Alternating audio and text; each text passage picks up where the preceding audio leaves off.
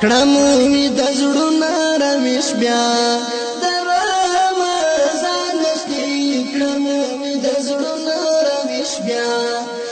السلام علیکم ورحمت الله وبرکاته.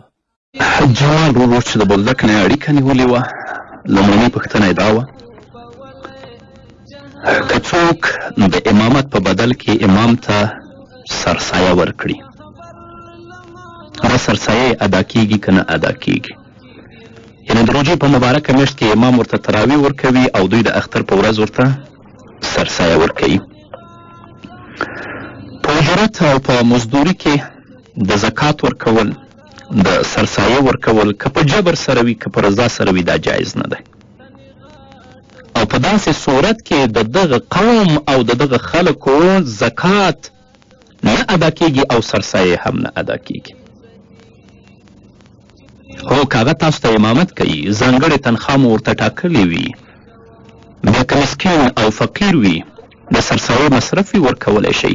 اما چې هغه امامت کوي تاسو عشر ورکوئ، هغه امامت کوي تاسو سرسایه ورکوئ، نو دا اجرت شه. په دې باندې د قوم غاړې نه خلاصیږي، نه زکات ادا شوی او نه سرسایه ادا شوې ده.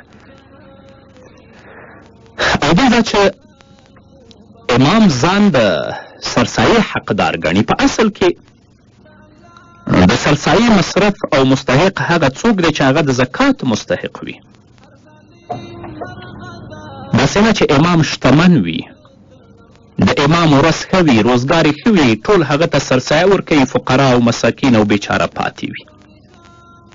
خو که دغه امام هم فقیر وي، بېوزله وي، مسکین وي، ده ته هم ورکول بهتره دي. او د ده تر څنګ نورو فقراو مساکینو ته هم. اما چې دا شتمن وي او سرسایه غواړي، دا به نورو فقراو او مساکینو سره واقعا زیاتی کوي. او د دویمې پوښتنې په ځواب کې دې باید ووایم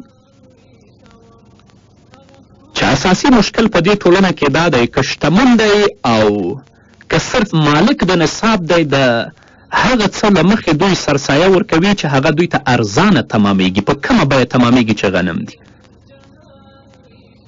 هغه څوک چې د میلیونونو روپیو خاوند هم دی، هغه هم 50 روپۍ سرسایه ورکوي. او هغه کسان چې د 30-40 افغانیو خاوند دی، هغه هم 50 روپیو سرسایه ورکوي. نه چې د چا وس وي، د هغه شي له مخې دی باید سرسایه ادا کړي چې د هغه